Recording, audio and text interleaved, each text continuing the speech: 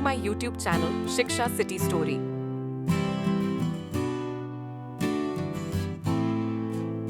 किसी जंगल में बहुत सारे हरे भरे पेड़ थे, जैसे कि मीठे फलों वाले पेड़, खट्टे फलों वाले पेड़ और ढेर सारे अलग अलग प्रकार के पेड़ थे।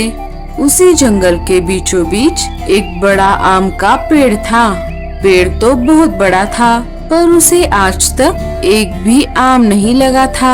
उसी पेड़ पर लाडो चिड़िया का घोंसला था। लाडो अपने पति बल्लू और 2 बच्चों के साथ रहती थी। लाडो की एक सहेली थी जिसका नाम था रानो चिड़िया। दोनों अपने सारे काम साथ साथ मिलकर करते। ये लो लाडो, मैंने 2 आम लाए हैं, उनमें से तुम एक रख लो। ये क्या है मम्मी? बेटा, इसे आम कहते हैं। ये बहुत ही मीठा फल होता है। इसे खाओगे तो खाते ही रह जाओगे। हाँ लाडो, पर क्या करें? आम के सारे पेड़ तो शिकारी पंछियों के इलाकों में है। जो कोई भी वहाँ पर जाता है, जिंदा वापस लौटकर नहीं आता। मीठे आमों के चक्कर में बहुत सारे पंछियों ने अपनी जान गंवाई है। छोड़ो, जाने दो, मैं चलती हूँ। बच्चे घर पर अकेले हैं। ठीक है रानो, थोड़ी देर बाद हम अनाज जमा करने के लिए निकलेंगे। हाँ ठीक है लाडो। अरे मीनू मौसी, अब बस भी कीजिए, और कितनी देर उड़ना होगा? मेरे पंख दुखने लगे हैं। अरे पगली, ये मीठे मीठे आम खाने हैं तो तुझे घर तक उड़ना ही होगा। शिकारी चीलों के इलाके से आम तोड़कर टूनी और मीनू मौसी वहाँ से भाग रहे थे कि तभी एक शिकारी पंछी उनका पीछा करने लगता है। मीनू मौसी, लगता है किसी ने हमें आम तोड़ते हुए देखा है। अब हमारी खैर नहीं। भागो मीनू मौसी, जल्दी से भागो। अरे, मुझे तेज भागने की जरूरत नहीं है। मुझे तो सिर्फ तुझसे ज्यादा तेज उड़ना है। वो कैसे मीनू मौसी? अरे पगली, तू पीछे रह जाएगी तो वो शिकारी पंछी तुझे ही खा जाएंगे ना। नहीं नहीं मीनू मौसी, ऐसा मत कहिए। मेरे लिए रुक जाइए, मैं भी आपके साथ साथ उड़ूंगी। दोनों जैसे तैसे करके अपने घर तक आ जाती है। घर आते ही दोनों हांफने लग जाती है। हाँ मीनू मौसी, आपने ऐसा क्यों किया? अगर मैं पीछे रह जाती तो वो चील मुझे ही खा जाता। आप बहुत बुरी हो। अरे पगली, अगर मैं ऐसा नहीं करती तो तू सच में पीछे रह जाती। देख, तू अब मेरे साथ है। चल, अब कोई और टपक पड़े, इससे पहले ये आम हम खा लेते हैं। आहा हा हा हा, कितनी अच्छी खुशबू आ रही है। कालू जी, ये इतनी अच्छी खुशबू कहाँ से आ रही है? लगता है किसी ने नया परफ्यूम लाया है। अरे नहीं नहीं गोरी, ये किसी परफ्यूम की खुशबू नहीं है, बल्कि ये खुशबू मीठे आमों की है। लगता है यही आसपास ही कोई आम खा रहा है। गोरी आम की खुशबू की ओर चल पड़ी। लगता है ये मीठे आम की खुशबू मीनू मौसी के घर की ओर से आ रही है। गोरी मीनू मौसी के घर के अंदर चली जाती है। अरे, ये क्यों आ गई? अब इसमें से हिस्सा निकालकर इसे देना पड़ेगा। टूनी, तू देख नहीं रही? हमारे घर मेहमान आई है, उनका स्वागत करो। हाँ मीनू मौसी, आपका हमारे घर में स्वागत है। मीनू मौसी, ये आप क्या खा रही हो? क्या ये मीठा है? अरे नहीं नहीं गोरी, ये तो बहुत खट्टा है। इसे खाकर तो मेरे दांत किटकिटा रहे हैं। कोई बात नहीं मीनू मौसी, इसमें से थोड़ा मुझे खाने को मिल जाए तो बहुत अच्छा होता। हाँ हाँ, क्यों नहीं, रुक जा, मैं एक काम करती हूँ। इसमें से आधा आम खा लेती हूँ, फिर आधा आम तू ले जाना। हाँ मीनू मौसी, ठीक है। मीनू मौसी ने देर न करते हुए अपना आम खाना शुरू कर दिया। उन्होंने थोड़े समय में ही पूरा आम चट कर दिया। ये लो गोरी, तुम्हारा आधा आम। गोरी ने उसे उठाया और अपने घर की तरफ चल पड़ी। पागल कहीं की, मेहनत करूं मैं और आम खाए ये देखिए कालू जी, आखिर में ये मीठा आम लेकर आ ही गई। हाँ हाँ गोरी, खा लो, बस मुझे परेशान मत करो, मुझे सोने दो। गोरी ने आम खाने की बहुत कोशिश की, पर उसे आम खाया नहीं जा रहा था। अरे ये आम टूटता क्यों नहीं? कालू ने आम की ओर देखा और जोर जोर से हंसने लगा। अरे गोरी, ये कोई आम नहीं, ये तो आम की गुठली है। ये गुठली तुम कहाँ से उठा लाई? इसका मतलब मीनू मौसी ने मुझे फंसाया है।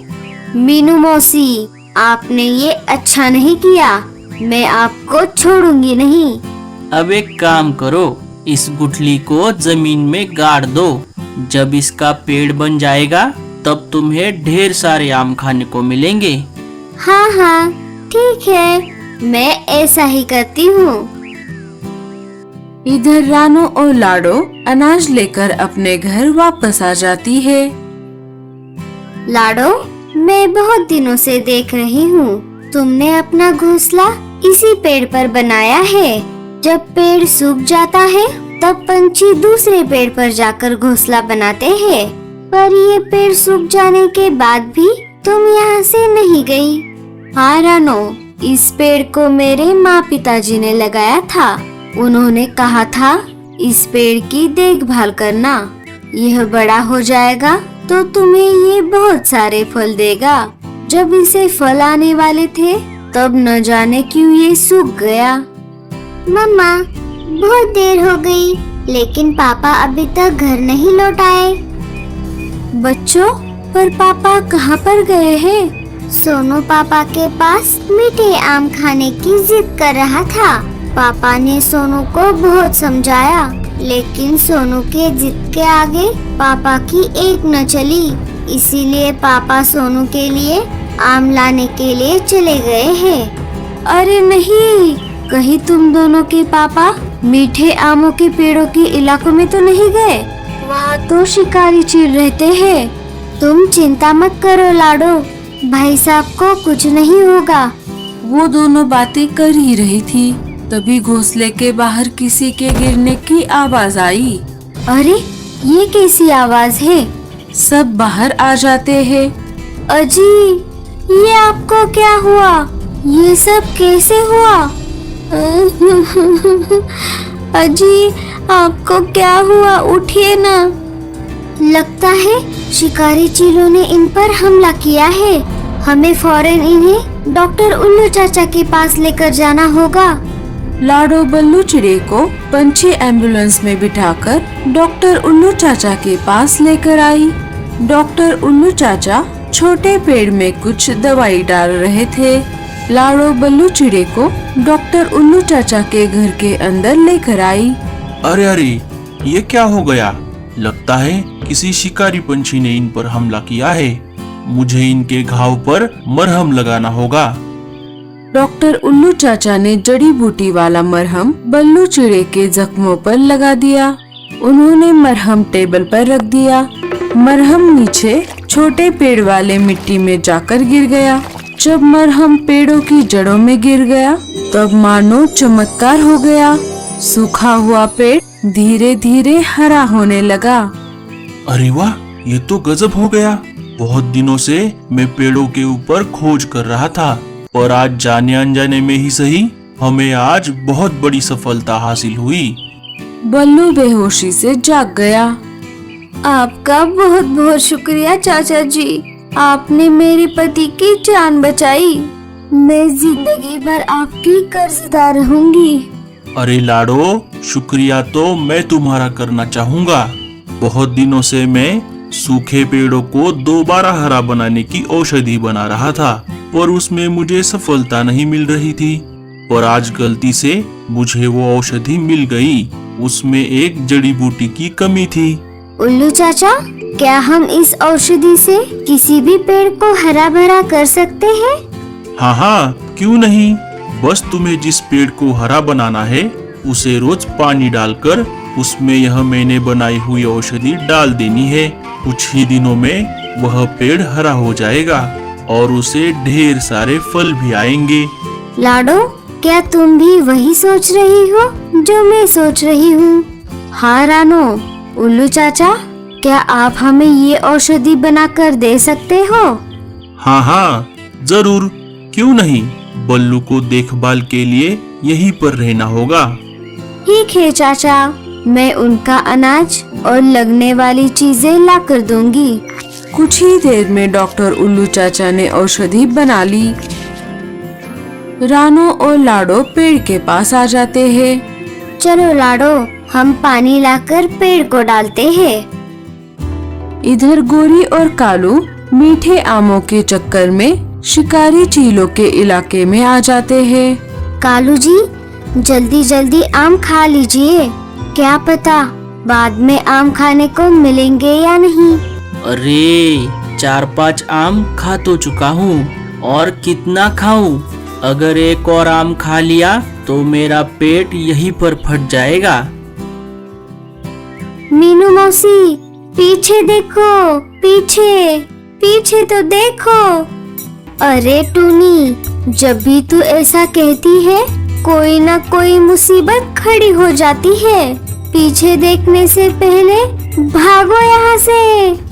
दोनों चिल्लाते हुए वहाँ से भाग जाती है। गोरी उनको भागता हुआ देख लेती है और वो भी वहाँ से भाग जाती है। इधर रानो और लाडो ने पेड़ को पानी देना शुरू किया था। 2-3 दिन उन्होंने पेड़ को पानी दिया और डॉक्टर उल्लू चाचा ने दी हुई जड़ी बूटी वाली औषधि डाल दी। तुम दोनों इस सूखे पेड़ को 4-5 दिनों से पानी क्यों डाल रही हो? सूखा हुआ पेड़ क्या कभी हरा होता है भला? मीनू मौसी, आप देखना, हमारी मेहनत जरूर रंग लाएगी और ये पेड़ जरूर हरा होगा। हाय रे, मेरा पति मीठे आमों के चक्कर में मारा गया। अब मेरे बच्चे का क्या होगा? चुप कर गोरी, अपने पति को तूने ही वहाँ पर छोड़ा था, वो भी अकेले। इसमें तेरी ही गलती है। अरे क्या हुआ टूनी, ऐसे आंखें फाड़ फाड़ कर क्या देख रही है? मीनू मौसी, देखो ना, इस पेड़ को तो पत्ते आ रहे हैं। सारे देखते हैं तो क्या, पेड़ सच में हरा भरा हो रहा था और उसको बड़े बड़े आम भी आ रहे थे। लाडो और रानो, आप दोनों का बहुत बहुत शुक्रिया। तुम्हारी वजह से मैं फिर से जिंदा हो गया। अगर तुम दोनों नहीं होती तो मैं ऐसे ही सूख जाता। पेड़ को बोलता देख सब हैरान हो जाते हैं। अरे ये तो आम का पेड़ है, इसका मतलब हमें आम चुराने, मेरा मतलब आम खाने के लिए शिकारी चीलों के इलाकों में नहीं जाना पड़ेगा। Thanks for watching. See you in the next video. If you like the video, please like it and subscribe to my channel Shiksha City. Bye and take care.